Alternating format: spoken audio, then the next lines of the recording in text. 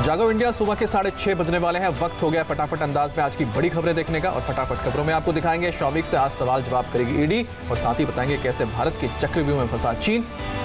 लेकिन पहले देखिए नॉन स्टॉप अंदाज में सिर्फ 10 मिनट में आज सुबह की देश और दुनिया की 100 बड़ी खबरें।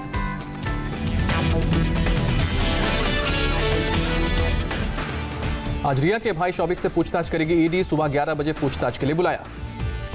शौविक पर एनसीबी का भी कसा शिकंजा। शनिवार को कर सकती है पूछताछ। उस दिन सैमुअल मिरांडा से भी हो सकता है सवाल जवाब। रिया और शौविक का सबसे नया ड्रग चैट सामने आया। 15 मार्च 2020 का है ड्रग चैट। चैट में रिया ने लिखा वो दिन में 4 बार स्मोक करता है, उस हिसाब से प्लान करने को कहा। शौविक ने पूछा क्या उसे बड चाहिए, या रिया ने कहा हाँ कहने पर 5 ग्राम बड लेने की बात हुई। 9 सितंबर तक एनसीबी की कस्टडी में जैद। ड्रग्स कनेक्शन में गिरफ्तारी के बाद कोर्ट में हुई पेशी। एनसीबी ने फैजान इब्राहिम को भी गिरफ्तार किया। बासित के संपर्क में था फैजान। शौविक को ड्रग्स सप्लाई करने वाला एक और शख्स हिरासत में। जायसन ने मुंबई के एक पार्क में की थी ड्रग डीलिंग। रिया के पिता इंद्रजीत चक्रवर्ती से गुरुवार को भी पूछताछ हुई। सीबीआई ने करीब 5 घंटे तक किया सवाल जवाब। आज सीबीआई जांच का 15वां दिन। सुशांत के पूर्व बिजनेस पार्टनर वरुण माथुर से लगातार दूसरे दिन भी पूछताछ। 9 घंटे तक ईडी ने किया सवाल जवाब। सुशांत केस में उनके स्टाफ नीरज और केशव से सीबीआई ने गुरुवार को भी पूछताछ की। 7 घंटे तक सवाल जवाब हुए। कॉर्नस्टोन कंपनी के सीईओ बंटी सचदे से भी हुई पूछताछ। इसी कंपनी में दिशा सालियान काम करती थी। सुशांत की साइकियाट्रिस्ट रही सुजैन वॉकर से सीबीआई ने पूछताछ की। 7 घंटे तक सवाल जवाब हुए। सुजैन का मुंबई पुलिस को दिया स्टेटमेंट आया सामने। सुशांत को बायपोलर डिसऑर्डर का शिकार बताया था। सुजैन के मुताबिक सुशांत ने 20 साल की उम्र से बीमारी की बात बताई थी। सुजैन के कहने पर ही साइकियाट्रिस्ट परवीन दादाचंदी जी के पास गए थे सुशांत।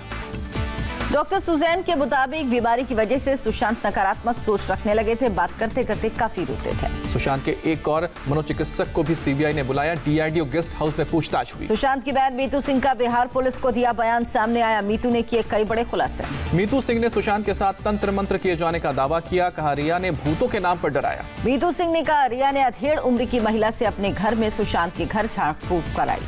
सुशांत के पिता के वकील विकास सिंह का बयान। परिवार को लगता है कि सुशांत की हत्या हुई है। अभिनेत्री कंगना ने संजय राउत पर लगाया धमकी देने का आरोप। कहा मुंबई नहीं आने की धमकी दी। पूछा मुंबई पीओके जैसी क्यों। एलएसी विवाद के बीच चीन के रक्षा मंत्री ने राजनाथ सिंह से मुलाकात का वक्त मांगा है। सूत्रों के हवाले से खबर। एससीओ सम्मेलन में हिस्सा लेने के लिए दोनों इस वक्त मॉस्को में हैं। गुरुवार को भारत और चीन के बीच चौथे राउंड की बातचीत रही बेनतीजा। दोनों देशों के बीच ब्रिगेडियर लेवल की meeting. CDS general Vipin Rawat ने कहा हम शांति चाहते हैं लेकिन किसी भी चुनौती का जवाब देने को तैयार है। सीडीएस जनरल विपिन रावत ने कहा नॉर्दर्न बॉर्डर पर पाकिस्तान फायदा उठाने की फिराक में, लेकिन कोई भी हिमाकत भारी पड़ेगी। चीन से तनाव के बीच army chief general MM Naravane भी 2 दिन के दौरे पर लद्दाख पहुंचे। सेना की तैयारियों का जायजा लेंगे। Air chief marshal RKS Bhadauria ने फॉरवर्ड एयर बेस का दौरा किया। अरुणाचल और सिक्किम में तैयारियों की समीक्षा की। भारत चीन तनाव पर विदेश मंत्रालय का 2 टूक बयान। समाधान के लिए चीन दिखाए ईमानदार रुख। चाइनीज ऐप्स को बैन किए जाने पर विदेश मंत्रालय ने कहा भारत की संप्रभुता को पहुंचा रहे थे नुकसान। चाइनीज ऐप्स को बैन किए जाने पर तिलमिलाया चीन। डब्ल्यूटीओ के नियमों के उल्लंघन का बताया। मॉस्को में रक्षा मंत्री राजनाथ सिंह और रूस के रक्षा मंत्री के बीच हुई मुलाकात। एससीओ मीटिंग में शामिल होने रूस गए थे राजनाथ सिंह। राजनाथ सिंह ने कहा रूसी रक्षा मंत्री के साथ कई द्विपक्षीय मुद्दों पर भी बातचीत हुई। रक्षा और रणनीतिक सहयोग पर चर्चा हुई है। राजनाथ सिंह के रूस दौरे का आज दूसरा दिन। भारतीय दूतावास में महात्मा गांधी की मूर्ति पर किया माल्यार्पण। US India strategic partnership forum के तीसरे लीडरशिप समिट को पीएम मोदी ने किया संबोधित। कोरोना का भी जिक्र। प्रधानमंत्री मोदी ने कहा सीमित साधनों में भी भारत में कोरोना से मृत्यु दर कम। रिकवरी रेट भी तेजी से बढ़ा। पीएम मोदी ने कहा महामारी ने बहुत कुछ बदला, लेकिन 130 करोड़ लोगों की आकांक्षाओं पर असर नहीं। भारत ने कोरोना का मुकाबला बेहतर ढंग से किया। पीएम ने कहा कोरोना महामारी से लड़ने के लिए माइंडसेट बदलने की जरूरत। मानव केंद्रित हो विकास की प्रक्रिया। पीएम बोले 130 करोड़ भारतीयों का एक ही मिशन। आत्मनिर्भर भारत से मजबूत बनेगा देश। पीएम मोदी ने बिना किसी का नाम लिए ग्लोबल सप्लाई चेन को भी लेकर किया आगाह। कहा ये लागत आधारित नहीं बल्कि भरोसे पर आधारित हो। वित्त मंत्री निर्मला सीतारमण ने भी यूएस इंडिया फोरम को संबोधित किया। वीडियो कॉन्फ्रेंसिंग के जरिए शामिल हुई। पीएम मोदी आज आईपीएस प्रोबेशनर्स से करेंगे संवाद। नेशनल पुलिस एकेडमी के दीक्षांत परेड को वीडियो कॉन्फ्रेंसिंग से करेंगे संबोधित। बैंक और एनबीएफसी प्रमुखों के साथ वित्त मंत्री निर्मला सीतारमण की बैठक हुई। वित्त समाधान के लिए तैयारियों की समीक्षा। कांग्रेस नेता केसी वेणुगोपाल की चिट्ठी का फेसबुक ने दिया जवाब। कहा हम पक्षपाती नहीं। फेसबुक पेज हटाए जाने पर भड़के तेलंगाना के बीजेपी विधायक राजा सिंह। कहा दूसरे नेताओं का भी बंद हो अकाउंट। लोन मेरिटोरियम के मामले में सुप्रीम कोर्ट ने दी अंतरिम राहत। अगले 2 महीने तक कोई लोन एनपीए नहीं। सुनवाई पूरी होने तक एनपीए नहीं बनेंगे बैंक अकाउंट, 10 सितंबर तक टाली सुनवाई। अयोध्या को सोलर सिटी बनाने की संभावनाएं तलाश रही यूपी सरकार, सरयू नदी पर रिवर फ्रंट बनाने पर भी विचार। गुरुवार को 82% छात्रों ने जेईई की परीक्षा दी, 2 सितंबर को 81% छात्र परीक्षा देने पहुंचे थे। पश्चिम बंगाल में 9 और 10 सितंबर को चलेगा विधानसभा सत्र, गाइडलाइंस के मुताबिक सदस्यों के बैठने की होगी व्यवस्था। पंजाब के होशियारपुर में सूबेदार राजेश कुमार को दी गई अंतिम विदाई, रजौरी में शहीद हुए थे। देश में कोरोना ने फिर बनाया नया रिकॉर्ड, एक दिन में मिले 84,000 से ज्यादा पॉजिटिव केस, कुल केस 39,33,000 के पार। देश में एक दिन में कोरोना से 1083 लोगों की मौत हुई है और अब तक वायरस ने 68,659 लोगों की जान ली है। भारत में कुल 30,34,000 से ज्यादा कोरोना संक्रमित ठीक हुए, एक्टिव केस में 3.5 गुना बढ़ोतरी।